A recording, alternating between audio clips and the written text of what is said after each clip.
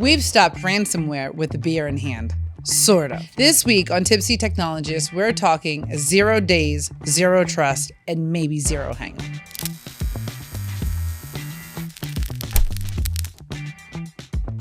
All right, well, here we are. Hi, Trey. Thanks for joining us today. Thanks, Rashma. This is going to be fun. We're going to have fun. I'm excited to talk a little bit more about just hearing your perspective on cybersecurity and AI and the challenges around AI and just getting all your thoughts on it as you are our expert. Well, thanks for the Pinot. This yes. Cheers. Flow well. Cheers. Yes, we're going to have fun, right? Because this is Tipsy Technologists, and so this is what we do.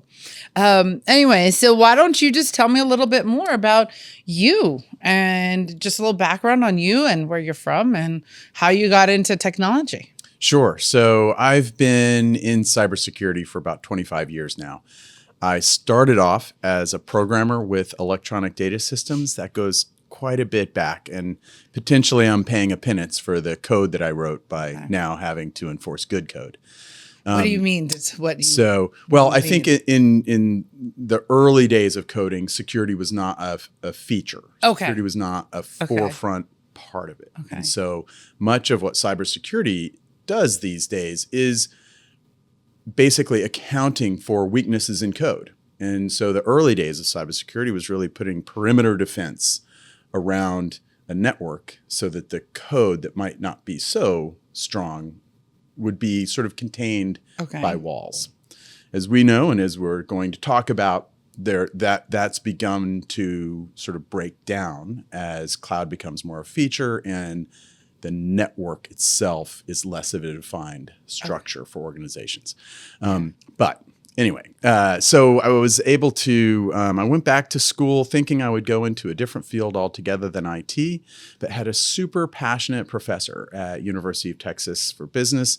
Who in Austin? In Austin, who was just super passionate in the cybersecurity area. It wasn't even called cybersecurity back then. And so he connected me to a research lab at Dartmouth College, where for about 3 years, I really learned from sort of a ground level what cybersecurity was, what the risks were, sort of what the controls were, and what it meant for organizations and internet. And so that was really quite a fantastic experience. From there, I moved on to Deloitte and was there for about 14 years.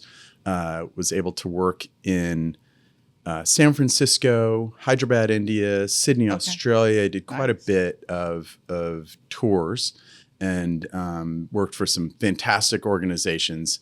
And then later on joined PwC. In Philadelphia. I'm still Philadelphia based. And really have been practicing cybersecurity, which means I've been consulting and helping organizations mature their cybersecurity controls for 25 years. Yep. Wow. That's exciting. Side note, my mom, not my mom, my dad and sister went to UT Austin. Oh, no way. Yeah, fantastic. They did. So I went there so much fun there that I went there twice. Oh, undergrad and business. And business school. Yeah. It's really, Yeah, it's great. I love Texas. I'm going to Austin in I'm going for Formula One in October. Yeah, I've heard that's fantastic. Yes. So I just saw the F1 movie. And you did? Okay. Yeah, it features Austin quite a bit. Oh, they do? All right, then I need to go. I need to go watch it. Well, so tell me, tell me a fun fact about you that you would just want people to know. Sure. Fun fact. So prior to diving into cybersecurity headfirst, I spent 4 years on the U.S. national cycling team and did the short track racing called velodrome racing. In my event, the timed part of it, we go about 40 miles an hour, 45 miles an hour. And I was fortunate to be able to race all over the world. In 1995, I went to the World Championships. And then in 1996, I became the Masters World Champion. So a long time ago, but still a super passionate cyclist. Yeah, very cool. We're sitting with the champion. Yeah. I love it. And now we're going to talk more about AI. So I guess let's start talking a little bit more about cybersecurity and AI. What is the weirdest phishing attempt or cybersecurity scam that you've seen in your 25 years plus in this industry? Well, the one that I think has sort of made many of us sit back and realize the power of AI happened in 2024. A financial organization out of Hong Kong, one of the folks in the accounts payable department was convinced to make a $25 million payment to an account that he was not familiar with, based upon a Zoom call that had occurred with the CFO and someone else from the organization that was entirely fictitious, entirely deepfaked. Wow. He had known both of those folks. So the event that caused him to, make the $25 million payment, a change in a payment, was driven entirely off of AI deepfake. Okay. And so that, I think, has made many people, already I think most cyber practitioners were aware that voice can be faked very easily. So you no longer see us being able to call into a help desk to voice authenticate ourselves, to reset a password.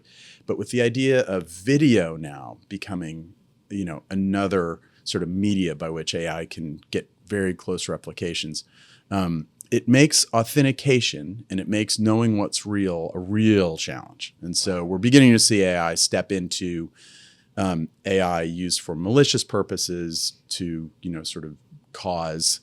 In that case, it's similar to phishing. It's kind of spear phishing. Okay. It's an interesting attack, caused real value loss. And so, we're beginning to see tools for authentication that are going to be very important going forward. So did they lose the $25 million? They did. That was a lost payment. Oh my gosh. So was that something that happened recently, or was that like a while ago? The article is findable on the web. Okay. The timing of the article was early 2024. So this is relatively recent. Relatively recent. And was around the time that cybersecurity practitioners were recognizing the challenge of deepfake voice. I think this sort of jump-started the idea that even visual can be faked as well.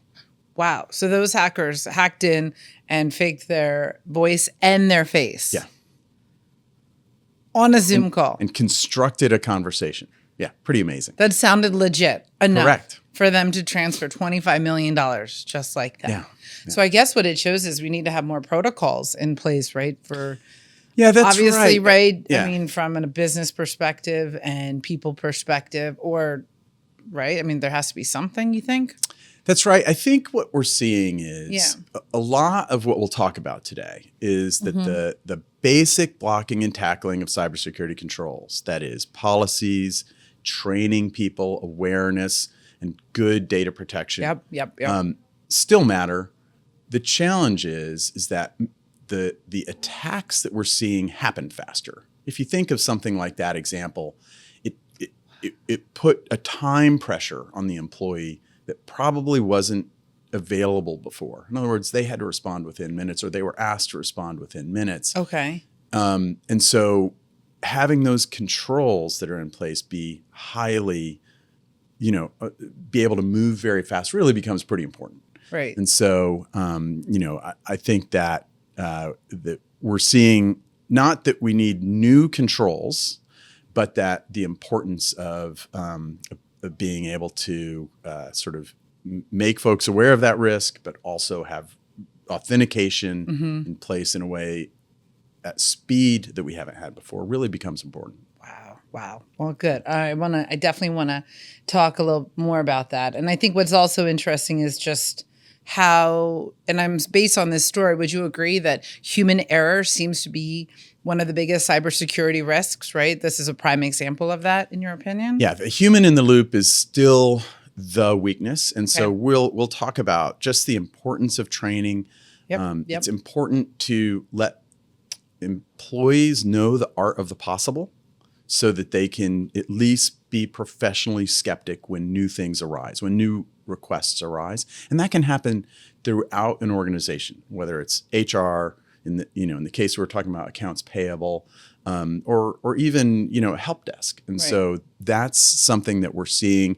I think really it's many years now that we've known that one of the most important places to focus dollars and focus sort of effort is around training awareness, employee training. Yeah, I agree. So let's talk about the elephant in the server room a little bit more, and that's AI. And so everyone's using it, and I think there's some areas where we have to talk about how AI is threatening cybersecurity. So from your perspective, are there companies that are concerned right now using AI, Chat GPT, and using that with their employees now? Yeah, absolutely.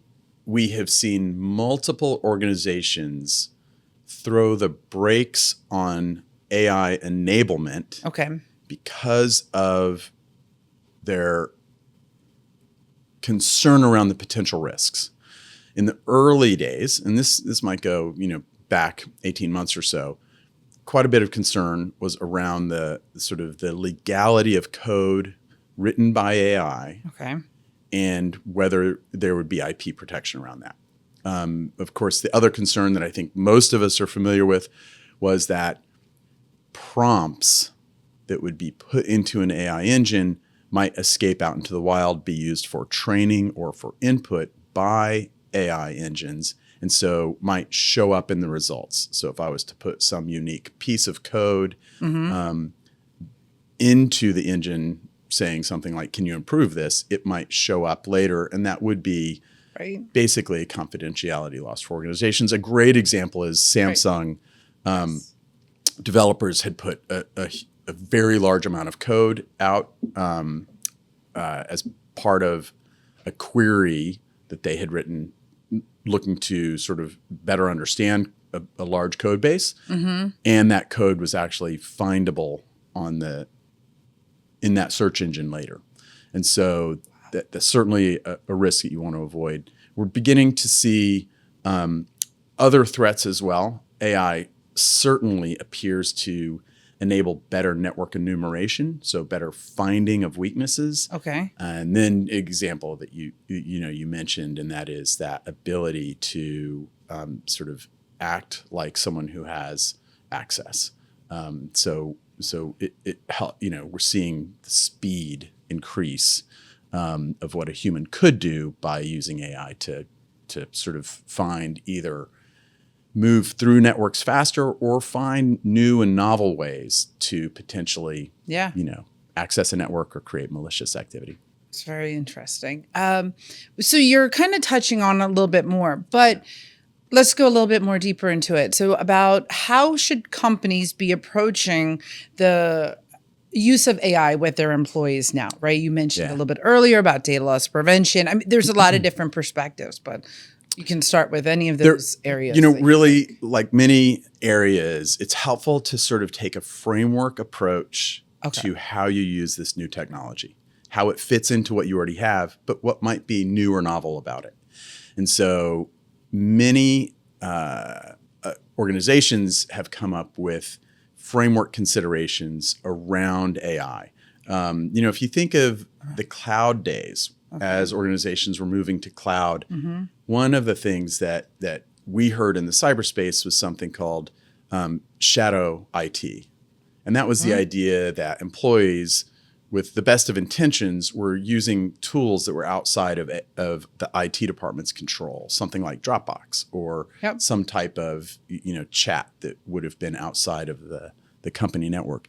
We're seeing the same thing in AI, so that's called shadow AI. And that's where I would go out, instead of using the organization's co-pilot, I might go out to something like Perplexity AI or Gemini to ask some questions. And so in looking at controls around that, as you mentioned, things like data protection become really important. The idea of trying to avoid employees maliciously or not maliciously send significant amount of information or confidential information out of the network space or out of the defined area. And so that loss of confidentiality is a big risk.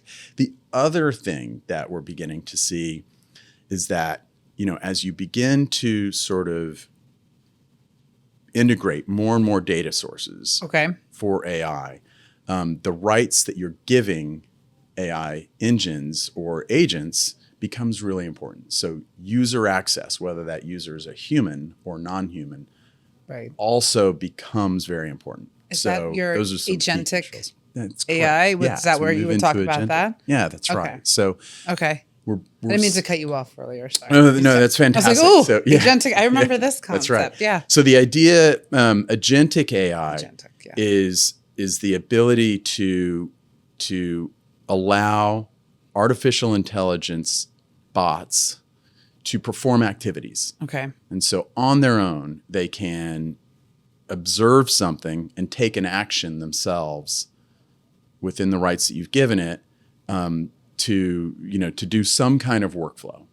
And we're beginning to see more and more of that. In fact, just having attended RSA conference in May, agentic AI was a feature of many, many organizations' solutions as they go forward. It's sort of the next step in AI. Okay. And so as we see agent bots grow in capability, there are kind of two concerns that we have around them. One, primarily is that they have really well-defined rights and access about what they can do and can't do. You wouldn't want an agent to basically turn off all network access in order to protect the network, or sort of remove users that are valid users. Those are bad outcomes. Okay. The other thing, though, that's interesting is those bots, because they have pretty significant access, become targets for malicious users who would like to nest or hide within that bot and potentially go, basically sort of escalate privilege along the network, or potentially just see the volume that's the information data flowing through those bots. And so there's sort of a dual-sided risk related to agentic AI. So is all that, and you mentioned it before, I mentioned ChatGPT, and then you mentioned a couple of different AI technologies. Are these private or public? Are these specific technologies that are being built for companies? I mean, ChatGPT is public, right? So obviously you have to be careful of the data. But what about some of the other tools and policies around, a public chatbot, public tool versus like a private tool that's meant for your network internally? There's some really interesting work being done in that space. Google seems to be leading the way with open protocols and open frameworks. Okay. A2A is their agent-to-agent protocol for how you might connect two agents together. We're going to see a lot of that sort of as you have feature sets specific to an agent, feature set specific to another agent. Someone wants a workflow to combine those two. You'll have agent-to-agent communication. I would also say Microsoft's Fabric appears to be a very interesting use of basically, what I think of as middleware, but the ability to integrate multiple different data sources to allow Copilot and other sort of Microsoft-oriented AI tools to use them. Because Fabric is not, so Copilot's AI or Fabric's? Yeah, Copilot is the AI, Okay. Sort of instantiation, right? Okay. They have multiple different Copilots they use. Fabric appears to be a data layer or middleware layer that allows for rapid and easy data integration. The thing that's interesting about Fabric is Microsoft has done what looks to be a very good job of using user access taken from Microsoft Entra, and also security taken from Microsoft Defender. So it looks like they're sort of pulling together multiple different strengths that they have. And instead of just sort of making things work sort of open, it appears that they're layering in security controls from the very foundation of this tool, which I think will be very helpful going forward. Okay. I don't want to be overly optimistic many times. And the cloud example is a really good example of shadow IT resulted in, some big examples of too much access and unexpected outcomes. Okay. But it's great to see Microsoft Fabric building user access and data protection into the very sort of foundation of Fabric. And then also with Google trying to create open networks or open protocols so that, in the past, the more open a protocol is, the quicker they're able to identify, but also remediate weaknesses in the system. So let's hope that's sort of where we're going with I think the agentic part of AI. Okay. So kind of going back a little bit more about policy and training and the employees, right? And using AI and in their cyber secure in their frameworks. But are there any security tools where or frameworks that are there or implemented to monitor or restrict how employees are doing it right now? Besides the training and good question. So when we talk to organizations, and we talked before about organizations that are sort of throwing the brakes on rapid AI adoption. Okay. The first thing that helps enable organizations is to have policies and procedures related to AI. And that means what tools are usable, what employees are able to do, things along those lines. That fundamentally, the governance of the use of the tool helps guide everyone within an organization, and that's what we really recommend. And then, certainly training and awareness is very important. One of the challenges with AI right now is that organizations are spending an enormous amount to enable their workforce to use AI as much as possible within their workday. And I think a pretty accepted example is that Copilot has quite a bit of underutilization within organizations. Okay. Many folks, I think I'm a great example of this, are more familiar with ChatGPT and use the public one instead of our internal Copilot. Various reasons around that. Training and awareness can help that. There are security controls that can help block things or whitelist things. And so certainly there are controls that can help organizations guide users to the right use, to the appropriate use, try to help deter them from inappropriate use. Okay. And really that training opportunity becomes, here's how you can best utilize AI, both to become productive, but also to ensure and feel comfortable that you're being safe with company data. So, Trey, talk to me a little bit more about the cybersecurity companies and how they're implementing AI. We kind of talked about AI in a bad way, but can you talk about how AI can actually really help companies? Sure. I think it's a great way of looking at the AI impact on security. Much of the initial discussions that we've had are around AI and security for AI. So in other words, how can I defend against AI attacks? How can I enable my organization to use AI more quickly or enable sort of more broad usage of it? The part that I'm excited about as well is AI for security. And so that ability to utilize, I think, some great tools that AI gives us.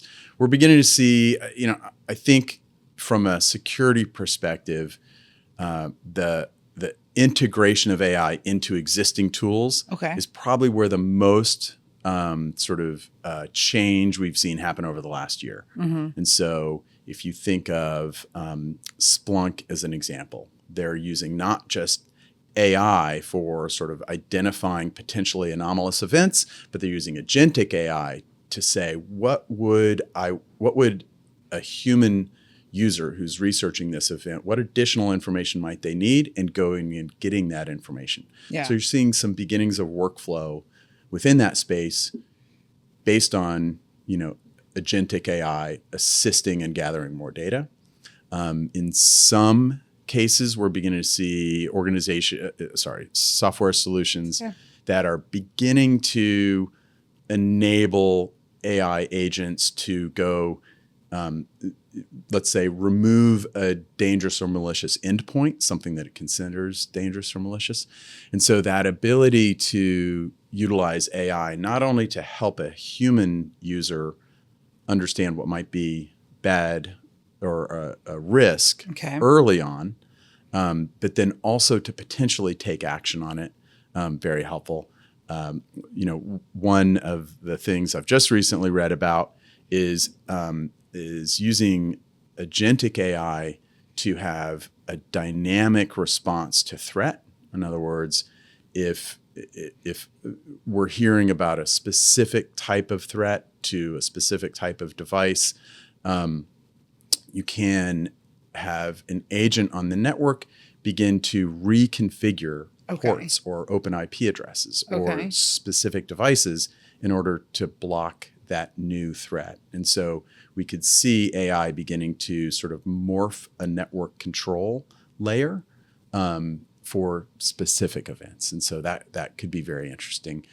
An example of where that has been a challenge before would be, I hesitate to use this example, the CrowdStrike example that happened last year. I think, that was not, it was big. It was huge and absolutely not a cyber event. It was a software event that happened to a software company. But as that gets picked up early, an AI agent on, sort of firewall or even endpoint devices could simply block that update. And so there are some interesting outcomes of enabling, rapid response, not human in the loop response that I think we're seeing the software companies, uptake quite quickly. Organizations or companies like Darktrace are relatively native AI from the way they work. And so we are seeing cyber solutions move rapidly to take on AI capability and now agentic AI capability. So do you think with all this that you're saying, we're talking a little bit about good and bad, but do you feel that it's like a friend or a frenemy in the industry? What's your take so far? Just you were just talking about it and I go, So are we foes or what? I think that we will certainly see novel and new challenges brought on by AI that are potentially threatening on a larger scale. If we think of that CrowdStrike example as something that really did impact hundreds of thousands of servers, hundreds of thousands of endpoints, certainly malicious users would view that event as something they might like to replicate for specific bad purposes. And so, certainly the power is there to have poor outcomes. I think that, that even the opening today of talking about how ransomware, which maybe 3 to 4 years ago was such a problem, was, impacting hospitals and cities, for extended periods of time. I do feel like we're beginning to get a handle on that in a way. I hope that AI is that it sort of follows a model similar to that, where the responses become mature relatively quickly, and we're not held hostage by AI capabilities in a malicious way. And I get that. And I know one of the conversations that I remember you were saying before, and David mentioned it before, was how mature and how are those AI models actually really being developed, right? Because Apple came out with that article. And I remember when you guys were discussing that. But is there any truth to that, you think, in terms of how AI is really learning? And is it really learning? Because you were just saying you were hoping that model would improve. Yeah. So Apple's paper, The Illusion of Thinking, that's sort of the partial title. There's more to it, but is very interesting. It is, the idea is that some of the things we already know. That when we use normal AI, the public AI engines that we're used to, like ChatGPT, a lot of times we see real challenges around accuracy. Okay. And the more complex we make our prompts, the more complex our queries are, the more accuracy can be challenged. Okay. That's one of the basic tenets of that Apple paper. But also, they went on to say that if we're thinking that AI right now is thinking, we might be getting ahead of ourselves. In general, I think that's probably true. So we've heard a lot of talk around when AGI might come along, and that's, artificial general intelligence. I believe Sam Altman recently said he thought it might be in the next few years, which is much earlier than the 2030 to 2040 estimates that I think had generally been accepted. I would agree that right now the math of what AI is doing, it's not replacing us as humans yet. What would give me pause is that we want to connect more and more things, always. And so that idea of the value of AI, the more data it has, the more it can really help us. And so we want more and more data sources. And I think that's pretty typical of what we've seen in IT before.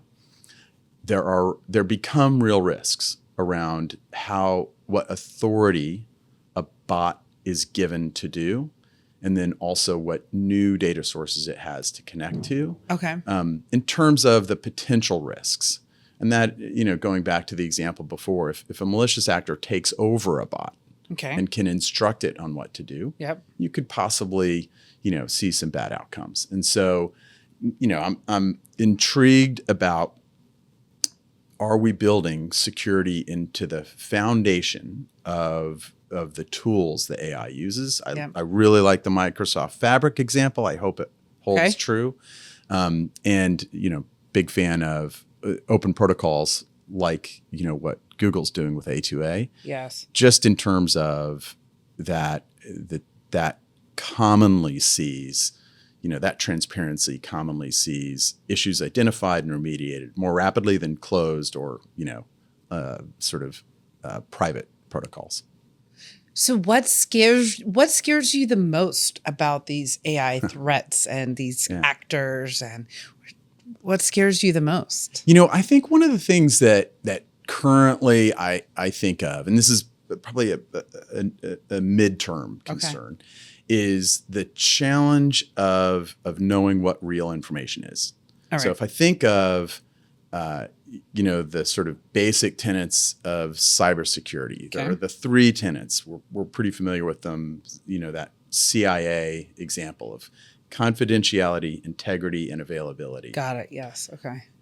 For 25 years, I think the majority of time that professionals like myself have spent, we've been protecting confidentiality and we've been protecting availability. Okay. But the big bad, sort of the big bad events that have occurred that we're all familiar with tend to be either availability, like a distributed denial of service, or confidentiality. My credit card information has been stolen and now I need credit protection for 2 years. What we haven't seen very much of is integrity challenges. And that is where the information I'm seeing is not correct. I think AI has the potential to make that more and more of a threat, and potentially more, and let me rephrase that, potentially harder for us to understand if what we're seeing is true. That deepfake example of the $25 million payment is an example of someone believing something was true and it wasn't, and they took action on the bad information. An example here would be hard, but let's say if I happened to see that the market was crashing and I wanted to sell my investments as a protection. If that was false, it could cause me to do something that I wouldn't have otherwise done. So in other words, the big scary part of AI right now is, can it be really good at faking information such that I would take action? And so that is, an example of what we're beginning to see in some AI-driven attacks that an example I had just read about is malicious users creating really good website fakes. Okay. And then using a phishing attack to drive someone to a really good website fake. And that person goes to log in and then they have your credentials. So things along those lines, I think we're going to see a lot more of that. Okay. I think we're going to spend more of our time trying to assess, is this thing I just heard about true? Yeah. Okay. A lot of that sort of becomes, the time evaluation horizon that you have before your action. I think personally, I think that I'll be using AI in the future to help me understand what's true. There's a challenge in that, and that is, that AI isn't always accurate. So we've got, some interesting challenges there. What's one thing that CISOs should be doing now to mitigate AI risk, in your opinion? I really would say that governance is the main thing. So trying to have policies and procedures that guide how your IT department, how your general users use AI is really important. And so we commonly do that through just understanding, what good frameworks exist around AI and how we can incorporate the controls recommended in those frameworks into our policies and procedures on a daily basis. Okay. Training and awareness, really, really important. Yeah. And then, certainly incorporate AI into the things that CISOs are doing regularly, whether it's a penetration test or a risk review or there are threat considerations, to have AI sort of specifically called out within that and to evaluate if new controls need to be put in place. That just becomes really good practice. It's what we're doing for our clients right now. So for our clients, that specific client who's looking at their application security, part of our assessment will be, is AI being utilized in those applications? Could AI be utilized nefariously to cause bad outcomes with that application? So when organizations are considering and wanting to implement AI, what are some of the roadblocks that they may face with this? I just think we talk about some of the basic ones: governance, policies, training. All of those are really important. But two key areas of control that really matter for organizations are user access and data classification. Data protection. But data classification becomes really important. If I think of the real value that a company wants to unlock with AI, they want all of their organizational data, their SharePoint, to be accessible in the history of the organization, to be part of the value that someone can pull out. How many times have I talked to this client before? What are the optimal metrics for this, application? Something along those lines becomes hugely valuable to either new folks within an organization or folks really trying to do layered or nuanced analysis. The challenge of the data that sits broadly in, let's say just SharePoint or Teams, is that most of it is not classified in an organized fashion.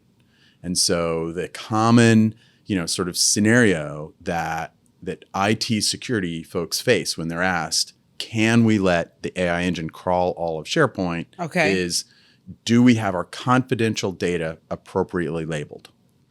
And for most organizations, the answer is no.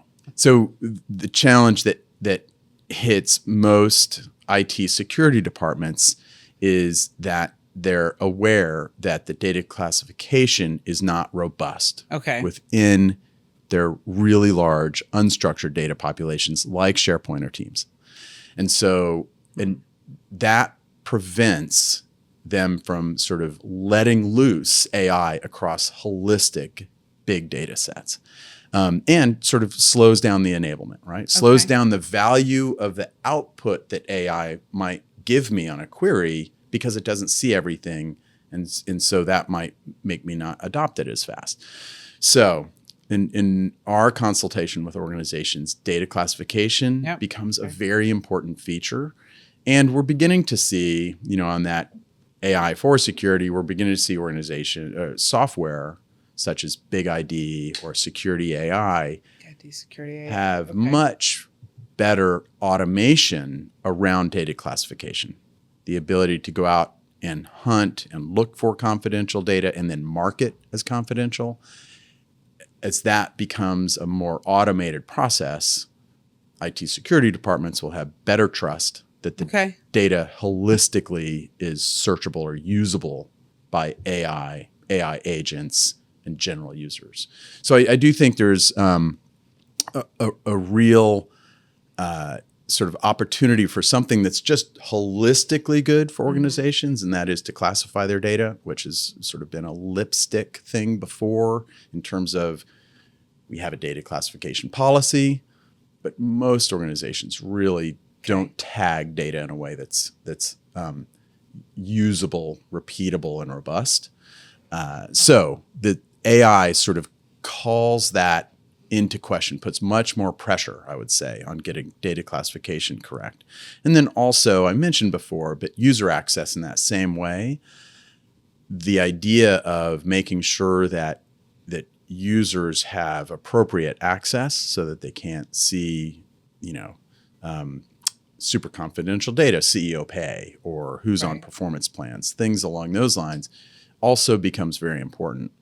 And so getting that correct is good. And then also really important is making sure that the non-human identities, like an AI bot, Cool. has appropriate access is very important. We're going to see certainly that be enveloped into privileged account management. There are multiple solutions in that space, like CyberArk, Beyond Trust, Delinea. Yep. We'll all see quite a bit of importance around ensuring the appropriate governance and controls of what data access, data integration bots can do on their own. Okay. Wow. That's really cool. I just took a moment and was just reflecting upon what you were just thinking in terms of all that data, and you forget that sensitive information is there, right? The CEO that you're discussing, right? Pay raises or performance reviews or all of that is there in SharePoint. You're right. I never even thought about it. I even thought about it internally. Again, smaller organization, not as big of a deal, but in bigger organizations, makes a huge difference. I'm just applying it to different perspectives. An example is in the old days of data protection software solutions. Okay. One of the things that was just very, very common is that the data protection software salesperson would say, let's just put the agent on your network and it'll go find where credit card information is in your network. And this inevitably happened. Credit card information was all over the network. Wow. And the challenge is once the IT security department sees that, they can't unsee it. Now they have to fix that problem because they've got challenges with controls, that PCI DSS requires that wherever credit card information is held within a network, it has to be considered part of a protected confidential space and have additional security controls around it. We will see similar things like that in the data space related to AI enablement. And so I really do think there's a great opportunity for IT security departments and organizations to put in better controls and at the same time really enable better use. I don't want my AI to just look at one tiny part of my enterprise data. I really want it to be able to search the whole thing appropriately. So just like from my own perspective, from a sales perspective. So if if we're brought in and companies wants, let me rephrase. What are some of the challenges that like a CISO or an IT security team, what are some of the questions and parameters that they would say? We have too much data and we need to classify it. We have too much data and we need to secure it. or we need to teach the AI to do something. I'm just trying to think of relatable conversations that we're having today that would make sense even for the folks listening to the podcast, right? Because we're discussing a lot of different important themes correct. here, right? In the conversation. I think that we've seen organizations sort of throw the brakes on AI because they're concerned about use cases that could be bad. Correct. Okay. Whether that's IP loss, confidentiality loss, or sort of, those examples we've talked about. The idea that bots could be targets, things along those lines. So I think that use cases becomes a great way of talking about it within an organization. CISOs or IT security departments that are mature in the way they talk about use cases for good and use cases for bad can tell great stories to their organization. That's not just the decision makers of whether we're deploying AI, but also in the ability to help educate users about what they can do, and then where protections need to be in place. So I'm just a big fan of creating user journeys, user stories in order to help define what should be in place without crying wolf. I think many times IT security departments really need to balance on an edge around not crying wolf, but also trying to make users or decision makers aware of where the risks lie. Okay. The reason I really like bringing up data classification is it's traditionally one of those areas where organizations have simply not done enough. Okay. And that's great. That's been protected through almost data obfuscation or just the volume of data. Right. Has sort of prevented bad outcomes. AI changes that in the speed with which it can look at all data. So we're going to do a little lightning round. All right, Trey. So true or false? Is antivirus dead? No, antivirus is still really, really critical to organizations getting this right. Okay. So false. False. All right. AI will solve cybersecurity. AI will both, hurt cybersecurity and help cybersecurity. This will be a double-edged sword for sure. Okay. Cyber insurance is a cop-out. I think we're going to see cyber insurance organizations use AI to become much smarter about how they insure and what they don't insure. Okay. Many times, cyber insurance is a bit of a cop-out, and that has to do with historically how simple cyber insurance has been sort of utilized, how simple the tests around compliance are. Okay. And so, I think cyber insurance will significantly mature itself around how organizations are complying, which effectively means they will force organizations to become more mature. And so I think cyber insurance could be a big beneficiary around AI. All right. And then lastly, MFA fatigue is the new insider threat. True or false? I totally agree. The word passwordless has been around for so long, but there's still very few passwordless features. So yes, MFA, exhausting. That's so funny. All right. So do you have any fun metaphors or anything or cliches about cybersecurity that you've been taught or you've learned or you just share within the industry?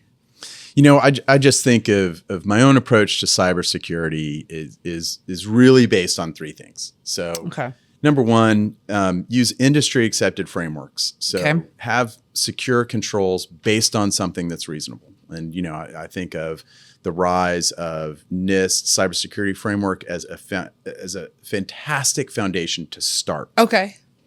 The other thing is create great user experiences. The idea around MFA and exhaustion when you exhaust users or when you make them jump through too many hurdles, they'll find another way. That's the Jurassic Park example that I think we all know and love that is true. So we can work around controls when the controls are too impinging on what we want to do. Okay. And then 3, automate wherever possible. That reduces human error. Yeah. It increases productivity. It's what is optimistic about AI within security. So those are kind of the 3 things. So number 1, use frameworks. Number 2, create great experiences for your users, including their security experience, and then automate. Yep. Okay. So I think one of my biggest key takeaways, there was a lot of key takeaways from this conversation, but I think the biggest one that you mentioned is, again, right, your frameworks and training your folks and understanding data loss prevention and how to protect it right within AI, and then also data classification. Yeah. That was one of my biggest takeaways. Yeah, 100%. That's a great look at where I think we really want to focus our time and effort on sort of holistically improving organizations, not just their ability to protect their information, but especially their ability to ramp up on new technology. Yeah. I'm hoping our next conversation is around quantum and sort of the quantum effect on security. That comes next. Yeah. Well, that's what you're going to have with David. Awesome. Right. Thanks. All right. Well, thanks for being here today. It was great to have you. We learned a lot of information. Yeah. Thanks for being our guest and having some wine. You're welcome. Me. Thanks for the Pinot. Fantastic. You're very welcome. Hopefully you like cheers. it. All right, cheers. You've been listening to Tipsy Technologists, where the code is tight, the drinks are strong, and the breaches are always patched. Thank you.